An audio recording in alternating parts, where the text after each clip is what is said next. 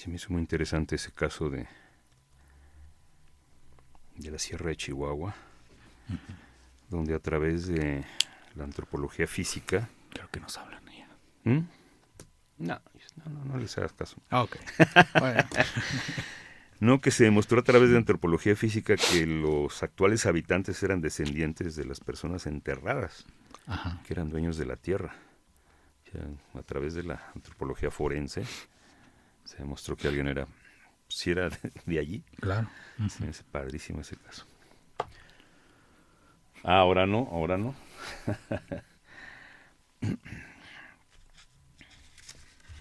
¿Tú estuviste en eso? Sí, fui de los coordinadores. Pisamos muy fuerte. No es que la cámara... tembló. Sí, está un poquito.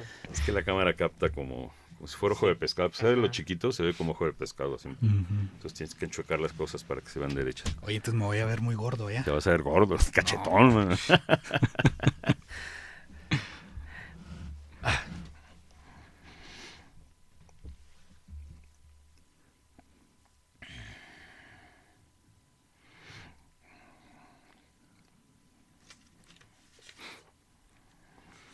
¿Qué tal, amigos? Muy buenos días. Esto es Radio INA. Nos encontramos aquí en la conducción de este espacio. Mi compañera Yuriria Contreras desde la cabina y un servidor, Juan Stack. Conaculta y el Instituto Nacional de Antropología e Historia los invitan a acompañarnos en esta emisión en la que hemos invitado al antropólogo Víctor Hugo Villanueva Gutiérrez. Bienvenido, antropólogo. Gracias por estar aquí.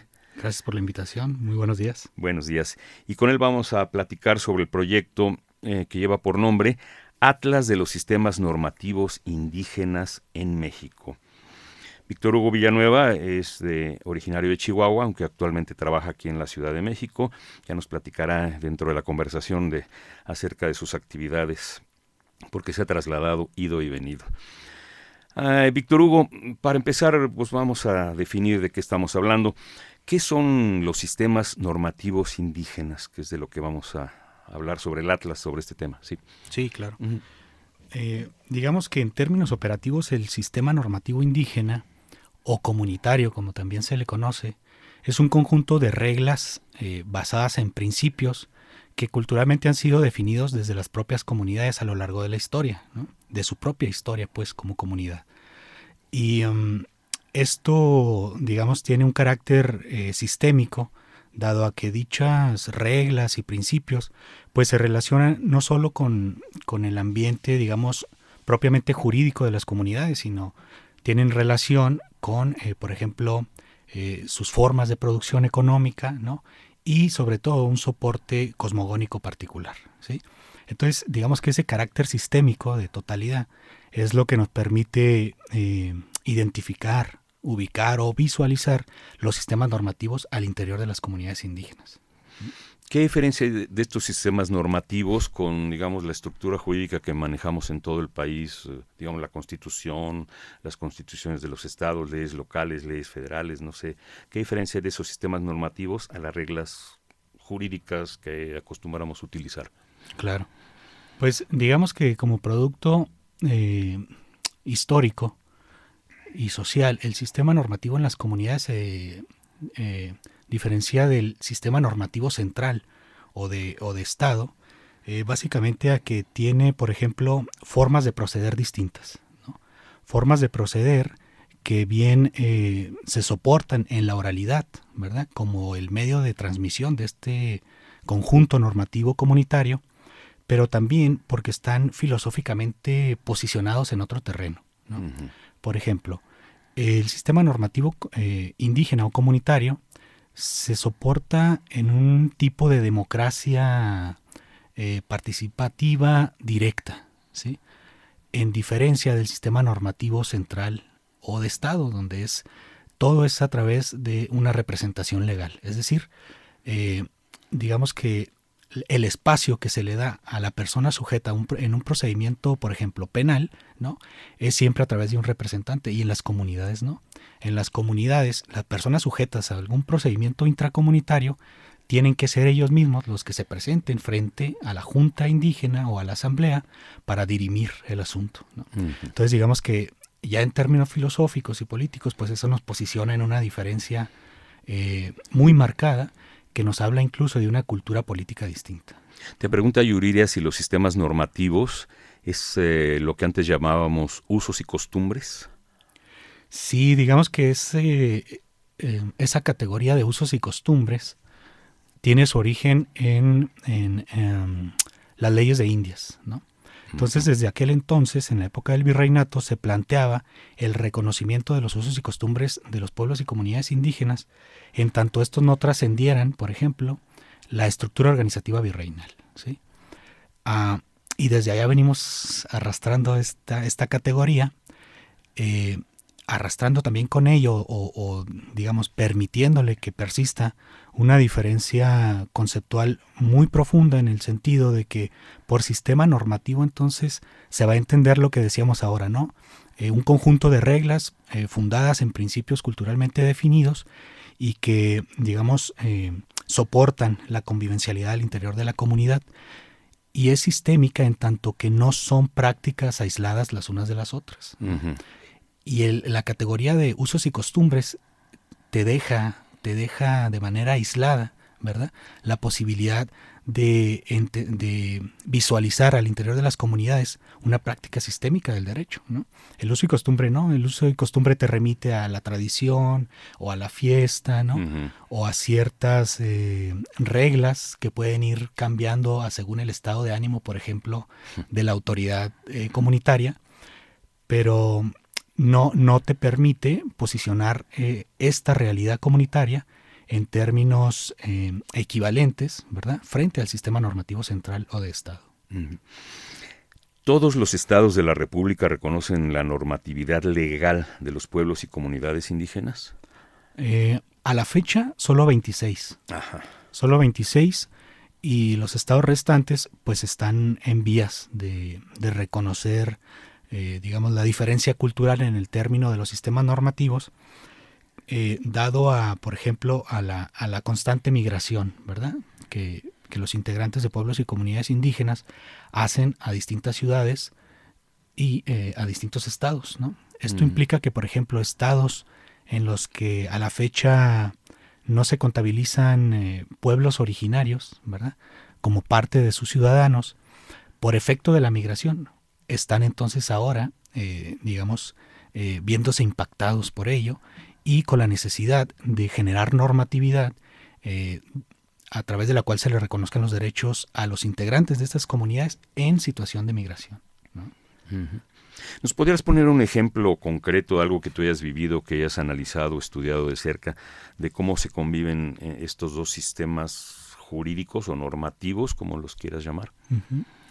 Sí, bueno, hemos encontrado que, digamos, los sistemas normativos indígenas o comunitarios están en una relación constante con el sistema central, ¿sí? Para bien o para mal. Es decir, hay ocasiones en las que se niega el contexto de pluralidad normativa en el que estamos porque el sistema central no reconoce que algunas prácticas comunitarias no representan, por ejemplo, delito alguno, ¿verdad?, uh-huh, al interior de la comunidad.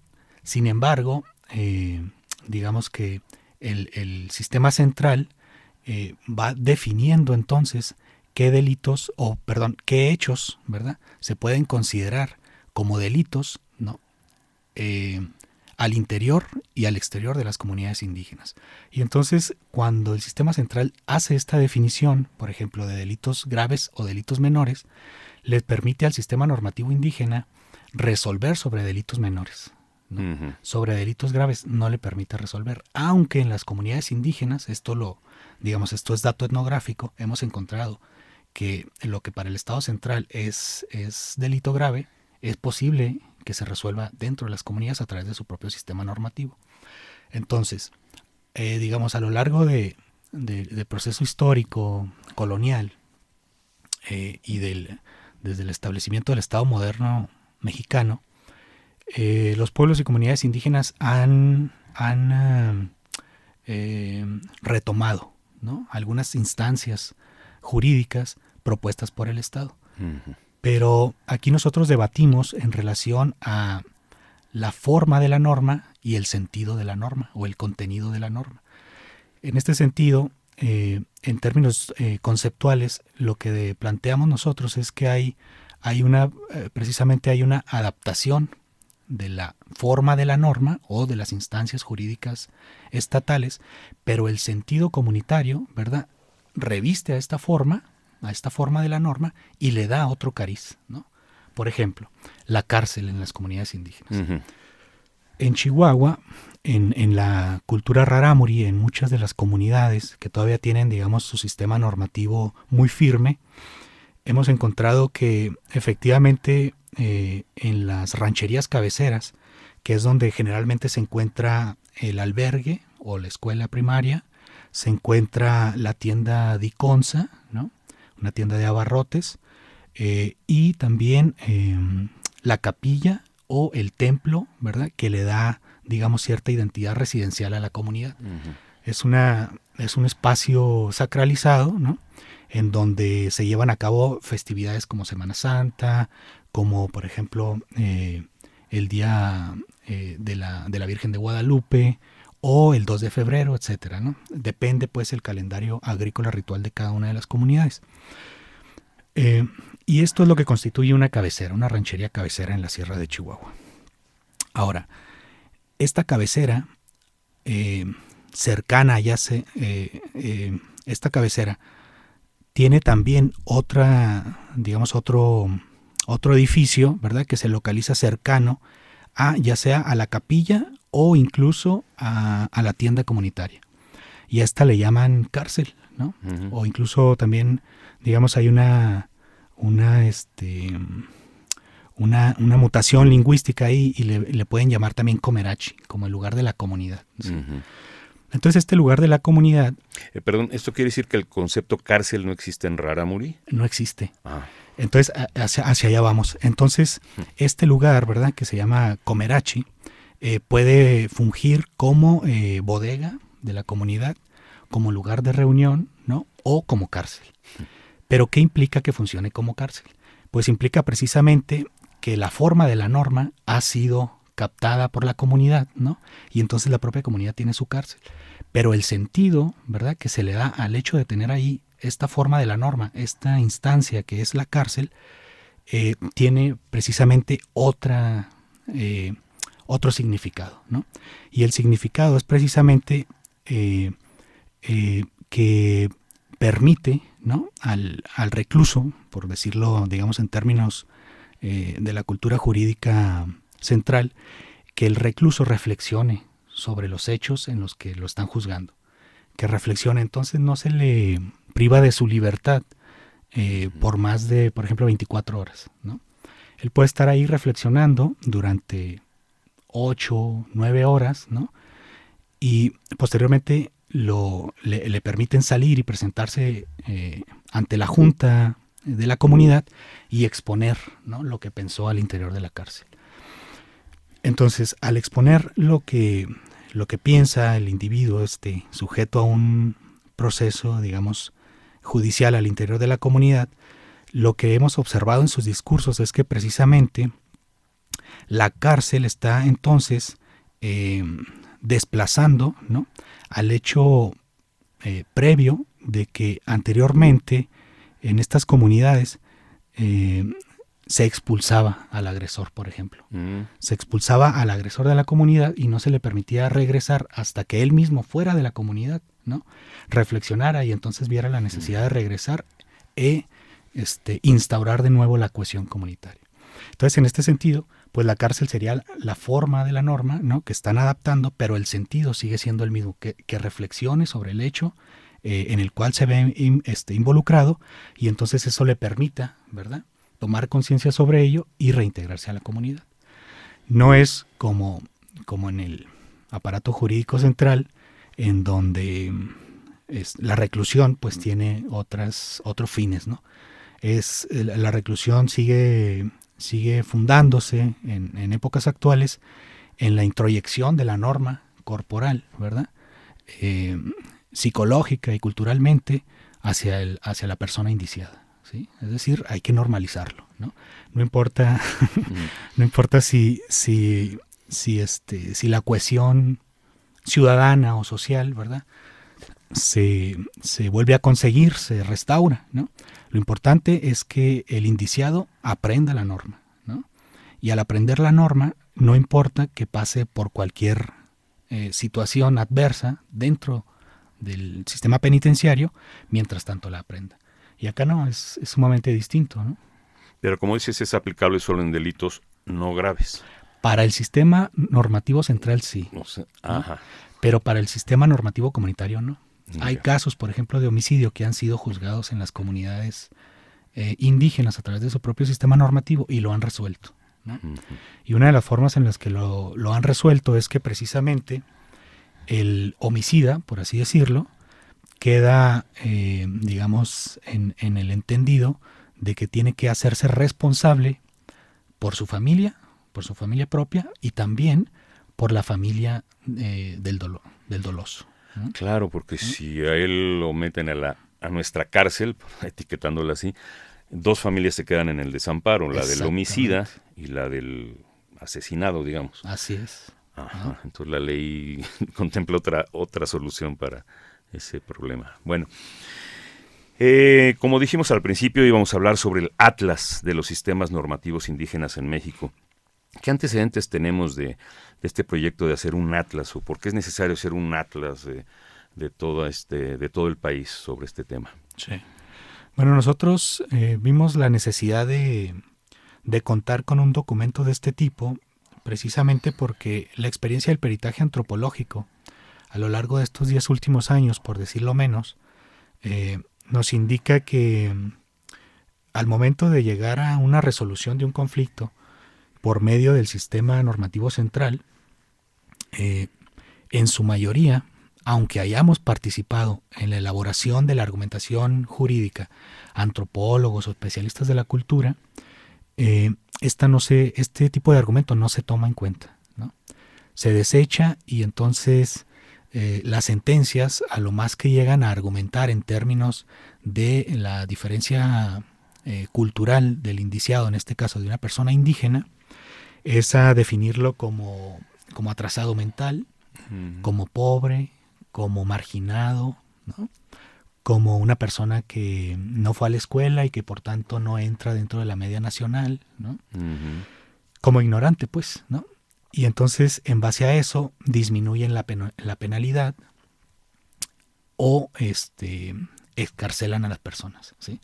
Pero el contenido cultural, pues, de la argumentación que se presenta a través de un peritaje antropológico, pocas veces ha sido considerada, ¿no? En realidad, pocas veces ha sido considerada. Y haciendo la revisión de todas estas sentencias en las que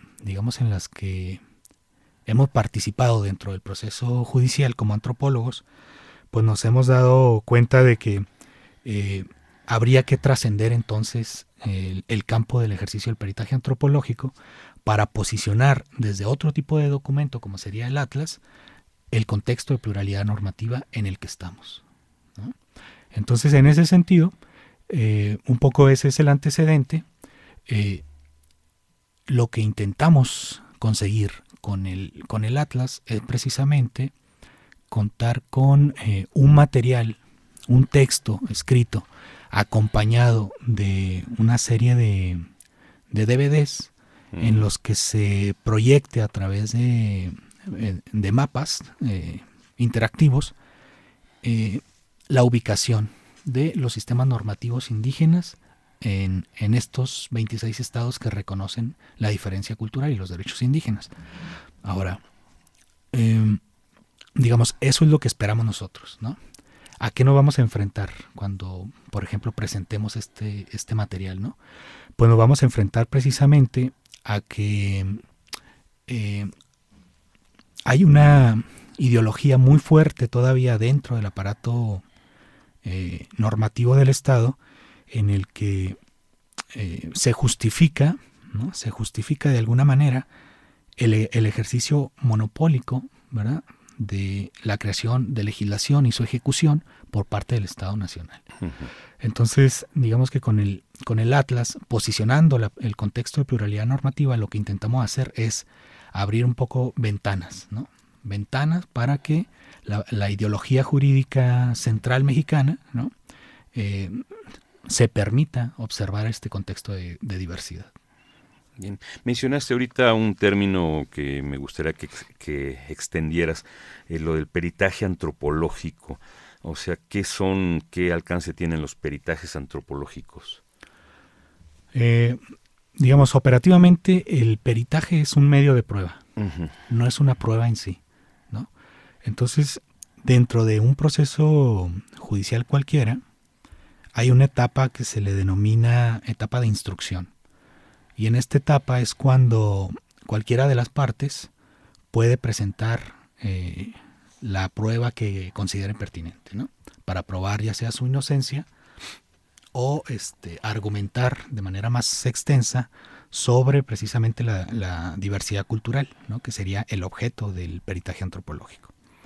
Entonces, cuando, por ejemplo, la Coordinación Nacional de Antropología se nos solicita la presentación de un peritaje antropológico en el ámbito penal, es precisamente para posicionar que la persona indígena, ¿no?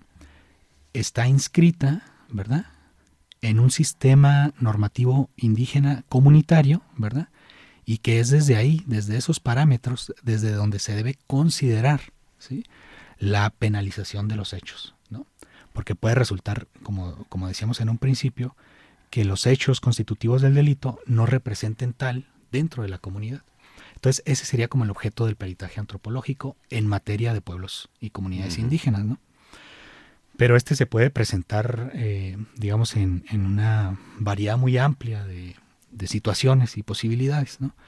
Como pueden ser las propias ramas de la ciencia antropológica, ¿no?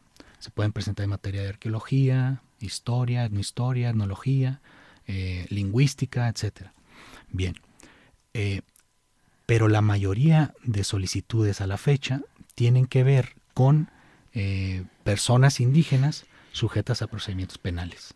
Digamos, esa es la línea que marca ahora el ejercicio del peritaje antropológico, ¿no? ¿Quién lo solicita este peritaje? Este peritaje lo solicitan las instancias involucradas. Uh-huh. Como te decía ahorita, cualquiera de las partes involucradas en un procedimiento puede presentar la prueba que considere conducente en su momento, ¿no? Esta petición la hace ante un juzgado, ¿no? Posteriormente es el juzgado, ¿no?, el que le solicita a diferentes instancias académicas que trabajan la diferencia cultural o la investigación específica sobre antropología jurídica o sistemas normativos, que le solicita pues a estas instancias que participe con un perito, ¿no? El problema es que como el peritaje es un medio de prueba, al fin de cuentas es el juez el que, valorando el peritaje antropológico, le da la calidad de prueba plena, ¿no? Entonces muchos peritajes se quedan a la mitad del camino, por así decirlo, Sí, ¿no? porque son a criterio, a juicio del juez.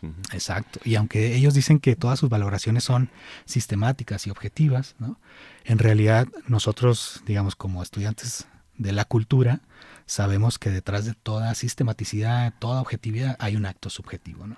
Uh-huh. Entonces, muchas veces esa valoración está cargada por esta ideología jurídica central en la que todavía no se permite darle cabida a el contexto de pluralidad normativa, y entonces imponen, ¿verdad?, su criterio en base a los parámetros propios del sistema central, ¿no? Y desechan la prueba incluso. Sí.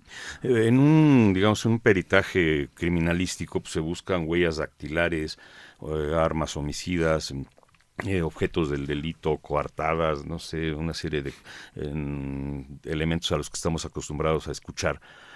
Pero ¿será que el peritaje antropológico es más intangible? ¿O cómo se puede demostrar antropológicamente una prueba pericial, digamos, analizada por un perito antropológico? Uh-huh. Digamos que nosotros partimos de la idea de que el patrimonio cultural metodológicamente puede ser dividido en patrimonio tangible e intangible. Uh-huh. Pero en la realidad de los hechos, en el dato etnográfico, pues en la construcción de esta otra realidad, pues, o de esta realidad comunitaria, van de la mano, ¿sí? cómo una expresión intangible puede materializarse o puede hacerse tangible, por así decirlo, a través de la organización. Si decimos que un sistema normativo es un conjunto de reglas y principios, ¿verdad?, que sistematizadas comprenden todo, digamos, un campo jurídico dentro de las comunidades, entonces, en términos metodológicos, lo que estamos haciendo ahí es demostrar cómo está organizada esa comunidad, ¿no?, para entonces de ahí sostener que materialmente, objetivamente, existe la subjetividad, ¿verdad?, que serían los principios y las reglas, la subjetividad que organiza la convivencialidad al interior de la comunidad. Entonces, en materia de criminalística, si bien, por ejemplo, la antropología física ha tenido ahora muchísima participación por el contexto en el que estamos, en el contexto desafortunado en el que estamos, ¿no? Los colegas antropólogos físicos a la fecha han puesto más énfasis precisamente en reconocer restos, ¿no?, en hacer, digamos, fichas técnicas o descripciones de los sucesos, ¿no? Pero no, han sido pocos antropólogos físicos los que en el campo de la criminalística han entrado ya a un análisis cultural del hecho, es decir, a posicionar, por ejemplo, la categoría de cultura de la violencia, ¿no?, como una forma intangible, ¿verdad?, una forma que reviste las prácticas criminales y que las justifica, ¿sí? Entonces, digamos que la antropología física ahora también debe mirar hacia ese otro lado y agregar en su reconocimiento de cuerpos o de restos óseos, ¿no? Todo. ¿Qué sería antropología forense? Toda antropología es forense en tanto se vincule a un proceso judicial.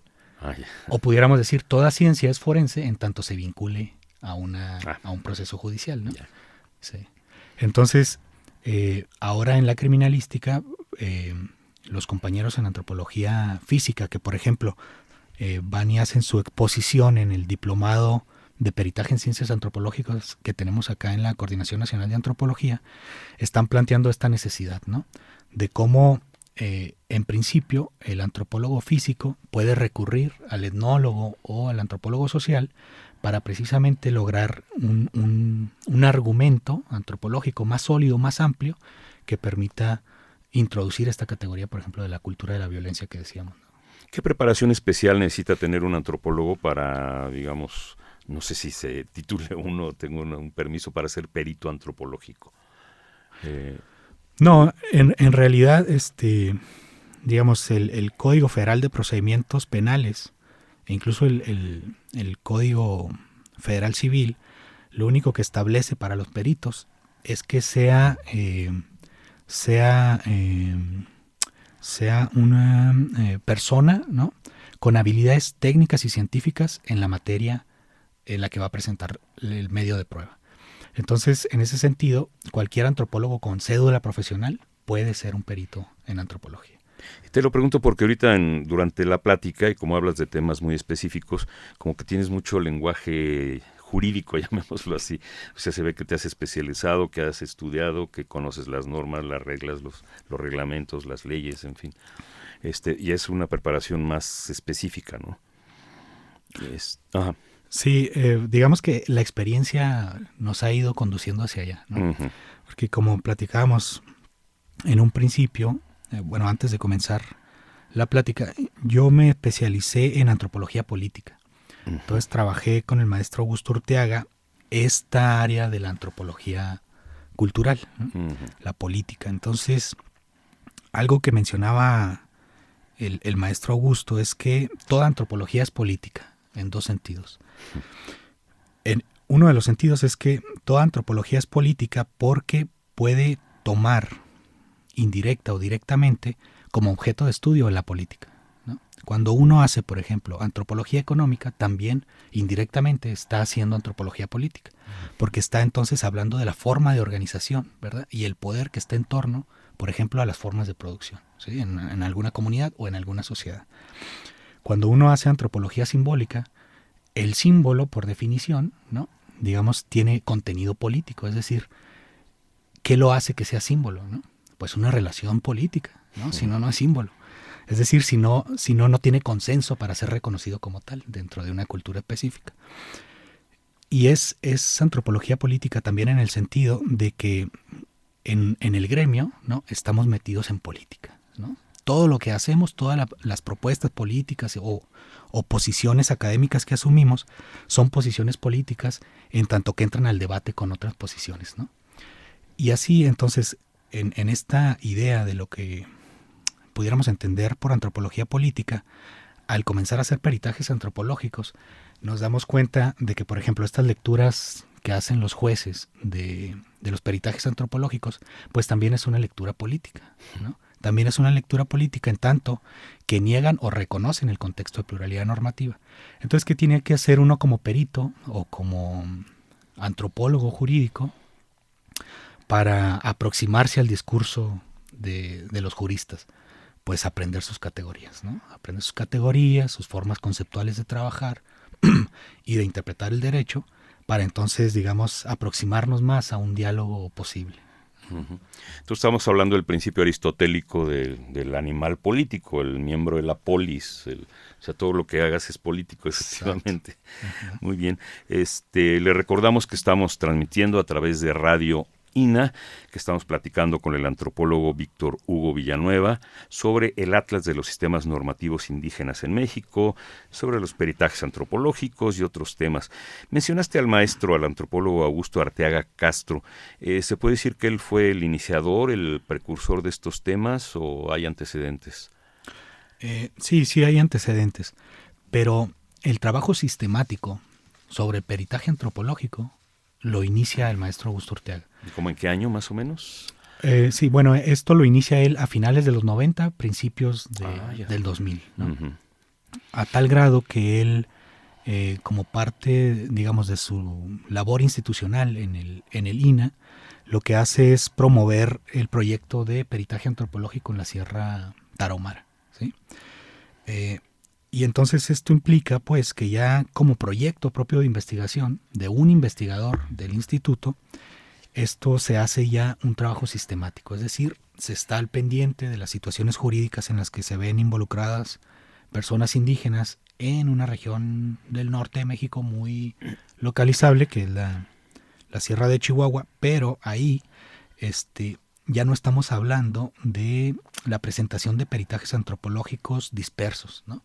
O un poco para atender situaciones que cobran renombre a nivel nacional, por ejemplo, ¿no?, por su urgencia o cosas por el estilo, sino que ya es un ejercicio sistemático y que previo a ello, pues por ejemplo el INI, ¿no?, con el grupo que conformó la maestra Magdalena Gómez, donde trabajaban, por ejemplo, Yuri Escalante, Ramón Martínez Coria, Héctor Ortiz, ¿no?, entre otros. Entonces ellos a través del INI ya comenzaban a hacer un trabajo sistemático sobre peritaje antropológico y antropología jurídica. Desafortunadamente se desapareció el área, ¿no? Uh-huh. Digamos, entró la política. La política, ¿no?, otra vez. Se desapareció el área y entonces lo que es ahora CDI, si bien sigue implementando la realización de peritajes antropológicos, el único espacio donde hay sistematicidad para su ejecución y su análisis, ¿verdad?, a la fecha, es el Instituto Nacional de Antropología e Historia. Uh-huh. Sí. Entonces, digamos, eso nos lleva a convocar a estos colegas, ¿no?, que ya tienen experiencia en la materia y que puedan participar con nosotros en la conformación de este atlas etnográfico de los sistemas normativos. ¿Cuáles son las características que se están proyectando para este atlas? O sea, ¿por qué un atlas y no otro tipo de documento? Sí, bueno, nosotros decimos que el atlas hace diferencia, por ejemplo, de un catálogo en términos de que a nosotros no estamos pensando en hacer una etnografía de la totalidad del sistema normativo de alguna comunidad perteneciente a un pueblo indígena en particular, ¿no? Sino que precisamente lo que queremos hacer es posicionar estudios de caso, situaciones jurídicas concretas que se han dado en las comunidades y en las que hemos tenido participación, ya sea como peritos, como asesores de las comunidades, como investigadores, ¿no?, cercanos al asunto, y posicionarlas en el Atlas, ¿no?, como ejemplo de que en una comunidad específica, por ejemplo, el pueblo rarámuri, ¿no?, están vigentes todavía los sistemas normativos comunitarios y resuelven conflictos al interior de la comunidad. En este sentido, lo que intentamos es que el juzgador, ¿verdad?, tenga este primer dato y que esto le provoque entonces, al momento de involucrarse en un asunto de diferencia cultural, le provoque entonces recurrir a un especialista para que entonces el especialista estudie sobre la situación concreta que se está atendiendo en ese momento, pero ya con la referencia que nosotros estamos proponiendo. ¿De qué número estaremos hablando de sistemas de comunidades indígenas? ¿De decenas, de centenas? O sea, ¿cuántos grupos puede abarcar este atlas? Claro. Lo estamos pensando en varias etapas como proyecto, ¿no? Entonces, esta primera etapa, que comprende la publicación del primer volumen, está pensada para 26 comunidades de 26 pueblos indígenas distintos a nivel nacional, ¿no? Entonces, digamos que cada una de estas situaciones jurídicas que pongamos a la vista en el Atlas va a obedecer a la generalidad, ¿no?, a la generalidad de la, digamos, de la región etnográfica a la que nos estamos aproximando. En ese sentido, como te decía ahorita, esto va a ser nada más un referente, ¿no?, un referente para que los juzgadores vean la necesidad de que tienen que aproximarse a este tipo de documentos o a este tipo de investigadores, ¿verdad?, con este conocimiento particular sobre las comunidades indígenas y sus sistemas normativos para resolver cualquier asunto. Entonces no nos estamos planteando en realidad hacer un catálogo de los sistemas normativos de todas las comunidades, de todos los pueblos indígenas del país, porque esto sería inacabable, ¿no? Y además esto contraviene a la filosofía que estamos nosotros planteando en este atlas, en el sentido de que vamos a ser solo un referente. No nos interesa pues encasillar, ¿verdad?, las comunidades a través de sus sistemas normativos, porque como bien sabemos, todos los sistemas normativos, sean centrales, dominantes o subalternos, comunitarios, indígenas, etcétera, son cambiantes, constantemente se están innovando, ¿no? Entonces, digamos, sería contradictorio plantear un catálogo sobre sistemas normativos, ¿no? Por eso decimos es un atlas, ¿no? Está abierto. Nosotros solo vamos a ejemplificar algunos casos. Y además nos vamos a apoyar en mapas digitales, interactivos, donde vamos a contener 3 capas distintos dentro del mapa de la República Mexicana. Y la primera capa va a mostrar, por ejemplo, la legislación local, nacional e internacional en la materia de derechos indígenas. Internacional también. Claro que sí, sí. Internacional tendríamos, por ejemplo, al convenio 169 de la OIT, a la Declaración sobre los Derechos de los Pueblos Indígenas de la ONU, 2007, y al Pacto Internacional sobre Derechos Culturales, Económicos y Políticos, ¿no?, del 66. Entonces, esta referencia normativa en estos 3 niveles va a estar vinculada al Atlas a través de ligas, ¿no?, de ligas en las que, dando un clic a cada uno de los títulos de estas legislaciones, te va a remitir a ti como usuario al documento, ¿no? Esto sirve para también, digamos, de alguna manera apoyar al personal jurisdiccional en su actualización en materia de derechos indígenas y diversidad cultural. Y luego una segunda capa dentro de este mapa contendría específicamente la forma de organización de una comunidad particular, ¿no?, de la comunidad de caso de estudio. Contendría su estructura organizativa y, digamos, los funcionarios que la integran con sus jurisdicciones particulares, ¿sí? Y luego una tercera capa va a contener, ahora sí específicamente, el dato etnográfico sobre una situación jurídica resuelta o atendida, ¿no?, o llevada a cabo de manera intercomunitaria, ¿sí? Esas serían, digamos, el material, nosotros le decimos material didáctico, pues, para el personal jurisdiccional. ¿Se manejaría incluso por estado o por región? Esto es por estado. Por estado, sí. por eso el número 26. Exacto, sí. Ahora lo estamos pensando así. Probablemente una segunda etapa del proyecto nos obligue a trabajar ahora por regiones, ¿no? El atlas de la región tal, etcétera, ¿no? Sobre todo atendiendo a la diversidad, ¿no?, de cada región. Pero como lo estamos planteando ahora, estamos partiendo del principio de que estamos considerando a los estados donde hay normatividad en la materia, ¿no?, y población indígena. ¿Cuáles son los estados que no están contemplados? Por ejemplo, sería los estados que no tienen legislación ni para trabajadores agrícolas migrantes, por ejemplo, o para pueblos originarios, como Baja California Sur, ¿no?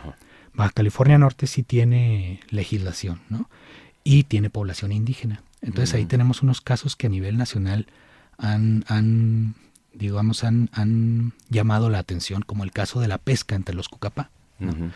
Te comento que, por ejemplo, la etnonimia de Cucapá, nosotros a la Castilla la interpretaríamos como la gente del río, ¿no?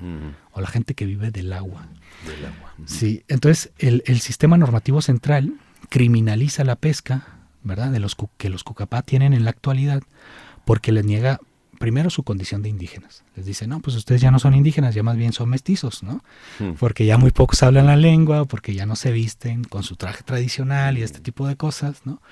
Y entonces ya no pueden ustedes argumentar diferencia cultural en torno a la pesca para que nosotros les permitamos seguir, ¿no?, aprovechando el recurso.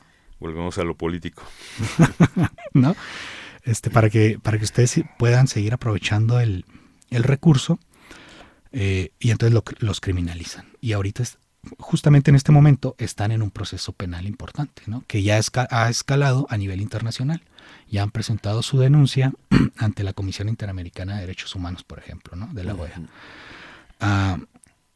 Y digamos entonces, esta contradicción que observamos entre la norma internacional que reconoce derechos a los pueblos y comunidades y la norma local, ¿verdad?, que no se actualiza a una sola norma, que sería, por ejemplo, el convenio 169 de la OIT, nos da muchos ejemplos para soportar la propuesta del proyecto del Atlas Etnográfico. Y así hay otros estados donde, como Baja California Sur, que no hay pueblos indígenas originarios, pues tampoco tienen normatividad, ¿no? Como por ejemplo sería, ahora recuerdo, Coahuila, ¿no? Faltaría Coahuila, Zacatecas, ¿sí?, y algún otro estado. Serían 6 los restantes, ¿no? Y por ejemplo, en el caso también muy importante del estado de Nuevo León, como resultado de la migración de personas de origen indígena a trabajar, por ejemplo, en la ciudad de Monterrey, vendiendo sus artesanías, y a asentarse y formar comunidad, ¿no?, en la periferia de la ciudad de Monterrey. Entonces el Estado se está viendo en la necesidad, el Estado de Nuevo León se está viendo en la necesidad de construir legislación en la materia, legislación en materia de derechos indígenas, ¿no?, sobre pueblos migrantes, por ejemplo, ¿no? Entonces por eso decimos que, digamos, se va complejizando esto, ¿no? Y también se va complejizando en materia de que están apareciendo nuevas expresiones muy sólidas de sistemas normativos comunitarios que no necesariamente están presentes en comunidades indígenas. Y entonces ahí el criterio de que que te comentaba, de que solo los estados con legislación en materia indígena entran en esta primera etapa, se tendría que reformular. ¿Por qué? Porque efectivamente, como sucede ahora en Guerrero, por ejemplo, o en Oaxaca, en Chiapas, pero sobre todo, digamos, a nivel nacional está cobrando mucha relevancia el estado de Guerrero en este sentido. En Guerrero, la legislación estatal reconoce los derechos indígenas y la diversidad cultural. Pero resulta que estando en Acapulco, ahora fuimos a hacer unos peritajes por allá, nos dimos cuenta que en algunas de las colonias populares y periféricas del puerto de Acapulco, se están ahora consolidando sistemas normativos comunitarios para la autodefensa, por ejemplo, y la seguridad pública. Y quienes los están conformando son comunidades asentadas, ¿verdad?, en la periferia, y que no son personas indígenas. Son personas mestizas, son personas mulatas, negros, ¿no?, morenos, pero ninguno de ellos es indígena. Entonces ahí la legislación local en materia de diversidad cultural, sistemas normativos o derechos indígenas no los cubre. Incluso hemos escuchado declaraciones de las autoridades locales en el sentido de que dicen, como no son comunidades indígenas, no pueden alegar diferencia cultural basándose en el OIT 169. Bueno, entonces nosotros diríamos ahí, cambiando los criterios, diríamos, ok, no son comunidades indígenas, ¿no? Pero según el Pacto Internacional, ¿verdad?, sobre derechos políticos, económicos y culturales, estas comunidades, ¿verdad?, se diferencian culturalmente de otras en tanto que están constituyéndose, ¿verdad?, en sistemas normativos comunitarios propios para atender el contexto de inseguridad en el que están, ¿sí? Y entonces esto les da otra, digamos, otra categoría jurídica, ¿verdad?, a este tipo de asentamientos periféricos en los que se les reconozca el ejercicio de un sistema normativo para los fines, digamos, que ellos determinen, ¿no? Sí, claro, en Costa Chica, por ejemplo, conviven mestizos, indígenas y negros, y no se pueden considerar como etnias diferentes. Todos conviven, son una sola comunidad, aunque tengan esa diversidad. Claro. Ajá. Para un peritaje en Chihuahua hicimos una etnografía sobre una comunidad multiétnica, ¿no? Y entonces esta comunidad multiétnica está conformada por mestizos, Odami, que serían tepehuanes del norte, y Rarámuri o Tarahumar, ¿no? Pero todos confluyen, por ejemplo, en términos de ritualidad, todos asisten y reconocen ciertas prácticas singulares, propias pues de su comunidad, por ejemplo, en los días de la Semana Santa, ¿no? En los días de Reyes, en los días de fin de año, etcétera, ¿no? Total que esta convivencia pues los ha llevado a constituirse como una comunidad multiétnica, ¿no?, que aunque hablen lenguas distintas se reconocen como colectividad. ¿No? Bien, tú has participado como antropólogo, te pregunta Yuriria, en la solución de este tipo de problemas. ¿Nos pudieras dar algunos ejemplos? Bueno, ahorita nos diste uno muy concreto, perdón. Volviendo al Atlas, mencionaste que van a ser discos, va a tener formato impreso, van a ser discos interactivos, CD, DVD. ¿Qué tipo de formato tendrá el Atlas? Sí, el formato, digamos, base es un texto escrito, ¿no? Los volúmenes que estamos pensando es que sean precisamente contenidos por artículos y informes etnográficos sobre sistemas normativos y situaciones concretas. Pero estos van a ser acompañados por DVDs, ¿no? DVDs en los que se presenten estas capas que te mencionaba hace unos instantes sobre normatividad nacional e internacional, sobre las formas de organización comunitarias y sobre un estudio de caso, ¿no? Entonces, digamos que intentamos vincular estos dos medios posibles, ¿no?, que sería el impreso y el digital. Oye, hablamos de que, bueno, en la República Mexicana hay más de 300 lenguas diferentes, lo cual me habla de 360, digamos, grupos diferentes. Supongo que habrá grandes diferencias en los sistemas normativos, pero ¿qué semejanzas encuentras o qué semejanzas se pueden encontrar en todos estos sistemas a nivel nacional? O sea, ¿se parecen o todos son tan distintos como lenguas hay? Bueno, en la revisión bibliográfica que hemos hecho, hemos encontrado sí muchas similitudes entre distintos sistemas normativos de comunidades de pueblos indígenas diversos, ¿no? Una de ellas es que, por ejemplo, la ritualidad, en términos de lo religioso, no está aparte de lo normativo, ¿no? No se distancia. Es decir, al momento de la ejecución de algún acuerdo, ¿no?, o de alguna sentencia al interior de las comunidades indígenas, siempre le antecede, ¿no? O le precede algún ritual de algún tipo, ¿no? En donde ya sea el curandero, ¿no? O por ejemplo, en la comunidad rarámuri de Choreachi, en Chihuahua, el raspador del jicuri, ¿no? El raspador del jicuri tiene una presencia fundamental a la hora de tomar alguna decisión, ¿no? En términos políticos o en términos normativos jurídicos, ¿sí? Entonces hay este vínculo muy estrecho. Y también, digamos, esta etnografía que ya hemos revisado nos permite combatir ya, en términos teóricos, la idea de que el sistema de derecho central o dominante está apartado de la moral, ¿no? Uh-huh. En la comunidad indígena lo que encontramos es que moral y derecho van de la mano, ¿sí? Uh-huh. Y lo que encontramos, ahora haciendo una comparación de este sistema normativo comunitario con el sistema de derecho central dominante, es que también en el sistema de derecho central hay una relación muy cercana entre moral, ¿no? y normatividad. Uh-huh. Y ahí tenemos muchísimos casos. Por ejemplo, el aborto es uno de ellos, ¿no? Uh-huh. La legalización de las drogas, ¿no? O específicamente, por ejemplo, de la marihuana, ¿no? Hay mucho de carga moral en esto, ¿verdad? En esto de la prohibición del uso de estupefacientes o de algunos estupefacientes, que nos indica entonces que la división entre moral y norma, ¿sí? es una ficción, ¿sí? Es una construcción ideológica, ¿verdad? Para, para presentarnos como la sociedad dominante, como la sociedad que en realidad tiene un sistema jurídico, ¿no? Y los demás no son usos y costumbres. ¿Por qué? Pues porque no se hace diferencia entre moral y la sistematicidad del derecho y cosas por el estilo, ¿no?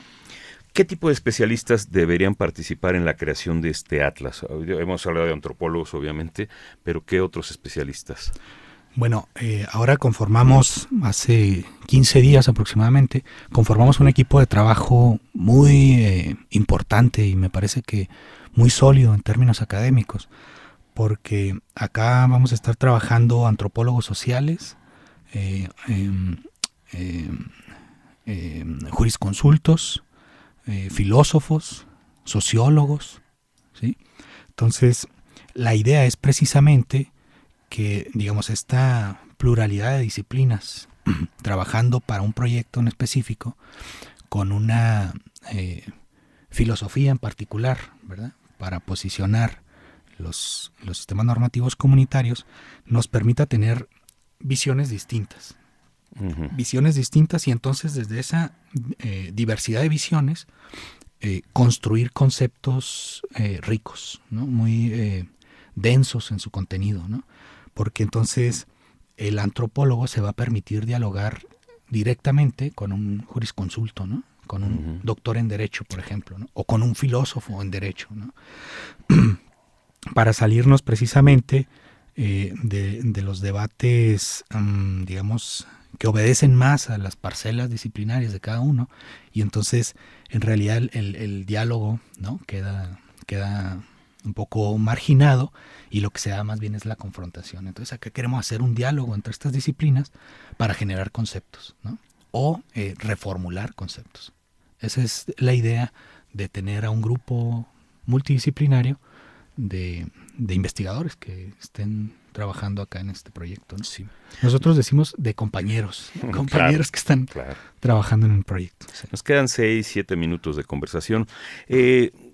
¿Cuál sería la función concreta de este atlas? O sea, ¿a quién iría dirigido? Aparte de los especialistas y la gente que maneja estos temas y demás, ¿quién podría servirse de él como un instrumento ya especializado para resolución de problemas? Claro. Mira, en esta reunión que te digo, donde estuvimos 31 investigadores debatiendo sobre el proyecto, sobre la intención del proyecto, a quién va a ir dirigido y todo esto, pensamos que el acuerdo más sustancial, ¿no? de este resultado de este diálogo que tuvimos entre diferentes especialistas, nos indicaba entonces que no solo tenía que ser un material que lo pudiéramos dirigir al personal jurisdiccional, uh-huh. Es decir, no nada más a los abogados defensores, a los jueces, a los abogados proyectistas, que al fin de cuentas son los que elaboran la sentencia y luego el juez le da el visto bueno o no. No solo a ellos, sino también les puede servir a los intérpretes y traductores indígenas que se ven vinculados, ¿verdad?, a este tipo de asuntos. Les puede servir a organizaciones de la sociedad civil, ¿no?, que acompañan a los pueblos y comunidades indígenas. Y también, digamos, una tarea que acordamos, ¿no?, como fundamental para la divulgación de este material es presentarlo también en algunas de las comunidades de las que nos vamos a servir para hacer una exposición de los casos de estudio, ¿no? Te mencionaba ahora el caso de los Cucapá. Entonces, yo les comentaba en esta reunión que imagináramos una reunión con la comunidad Cucapá en la que, además de presentarles el material que vamos a elaborar, les pudiéramos proporcionar otros datos que les sirvieran a ellos para demostrar cómo efectivamente es que la pesca es una práctica constitutiva de su ser culturalmente diferenciado. Y tenemos datos muy importantes sobre ese asunto, por ejemplo, la arqueología, ¿no? La arqueología ha demostrado ya a través de sus dictámenes que los Cucapá efectivamente tienen 2000 años dedicándose a la pesca, ¿no? Se han encontrado restos de la curvina, que es el pez que aprovechan ellos en el delta del río Colorado. Es el pez que han estado utilizando desde tiempos previos a la constitución del Estado Nacional Mexicano, por ejemplo, ¿no? Sí, de la conquista y de todo, ¿no? Claro. Entonces, es decir, estamos pensando pues que, así como decíamos en un inicio, hay que trascender el ejercicio del peritaje antropológico, también hay que trascender el campo de lo jurídico en términos de a quién va dirigido este material, ¿no? Si bien sí va dirigido muy específicamente al personal jurisdiccional, también a toda, digamos, a esta sociedad civil que se ve involucrada de alguna manera en asuntos penales o jurídicos, pues en general, ¿no? ¿Qué plazos se tienen contemplados? O sea, ¿qué tiempos para producir este atlas o cada etapa de este atlas? ¿Hasta dónde piensan llegar? O actualizar, o en fin. Claro. Digamos, esta primera etapa la tenemos pensada para su conclusión en diciembre de 2015. En diciembre de 2015 ya debemos de contar con un material publicado, ¿verdad?, que nos permita iniciar precisamente estas jornadas de divulgación, ¿no?, sobre los resultados que obtuvimos, ya sea a través de conferencias, de visitas a las comunidades o de jornadas específicas sobre la diversidad jurídica en términos, digamos, del contexto nacional mexicano, ¿no? Y digamos, en el Inter, ¿no?, en el Inter lo que estamos haciendo ahora es precisamente construir los informes etnográficos que va a contener el atlas, ¿no? Ahora estamos, digamos, haciendo ese trabajo, ¿no?, para que en un segundo momento de la construcción de esta primera etapa podamos entonces incluir artículos de debate teórico con la teoría general del derecho, por ejemplo, ¿no?, o su dogmática, en donde desde el dato etnográfico podamos criticar precisamente estas ficciones que decía Kelsen, ¿no?, estas ficciones del derecho, en el sentido de, por ejemplo, discutir sobre la contingencia de los sistemas normativos indígenas, ¿no? Generalmente esta es una crítica que se le hace al sistema normativo comunitario, de que siempre están cambiando, nunca son los mismos, etcétera. Pero si nosotros atendemos al estudio del sistema central de derecho, también vamos a observar que es sumamente contingente. Siempre está cambiando. Sí. Y no solo siempre está cambiando, sino que dos distintos juzgadores pueden arribar a sentencias o conclusiones distintas sobre un mismo asunto. Eso también es contingencia. Claro. Entonces, ¿no?, digamos, queremos debatir también en términos teóricos con la dogmática jurídica. Muy bien. Nos quedan 2 minutos, estamos ya casi concluyendo. ¿Nos pudieras hablar así ya brevemente acerca de la importancia de la presencia de la antropología en la solución de problemas concretos de convivencia social, de derechos indígenas, como ya lo has indicado a lo largo de la conversación, pero ¿qué importancia especial tiene la antropología en este caso? Sí, bueno, la antropología y la sociología del derecho permiten precisamente conceptualizar al derecho más allá de la descripción, ¿no? Por ejemplo, tú le preguntas a un abogado qué es derecho y te van a decir, te van a argumentar pues un concepto meramente operativo y descriptivo. Es un conjunto de normas, ¿verdad?, que sistematizadas tienen influencia sobre un grupo de personas específicas, ¿no? Ese es el derecho, pero esa es una descripción del derecho, ¿no? Ahí no estamos viendo el sentido de la norma. Entonces, la sociología del derecho sí te permite entonces aproximarte a esa otra cara del derecho, al poder, ¿no? Al poder que está detrás del derecho. Y entonces hablar de que el derecho es un ejercicio concreto del poder, ¿sí? Y la antropología, ¿no?, puede exponer el dato etnográfico específico sobre precisamente los usos del derecho, ¿no? Los usos del derecho y cómo no se puede desligar de las relaciones de poder. Diríamos que eso sería. Pues esto lo tomamos como conclusión de esta conversación. Muchas gracias, Víctor Hugo Villanueva, por venirnos a presentar este Atlas de los Sistemas Normativos Indígenas en México. De esta manera, Yuriria Contreras, desde la cabina, un servidor Juan Estaca frente al micrófono. A nombre de Radio INA damos por terminada esta emisión del programa, agradeciendo profundamente la participación de Víctor Hugo y gracias también a nuestros escuchas, quienes nos atienden a través de la internet desde cualquier lugar del planeta. Como siempre, agradecemos el apoyo de Luis Alberto López Guario y Pedro Francisco Sánchez Nava para la realización de estas pláticas. Estuvimos en la producción Gabriela Marentes y Evanibaldo Morales, en la operación técnica Javier Cortés, con el apoyo de Lauro Gaspar. Yuriria Contreras, un servidor, nos despedimos. Hasta la próxima. Buenas tardes. Siempre me dicen que no sé terminar, lo cual es cierto. Bueno. Oye, ¿sí se abarcó todo? ¿Sientes que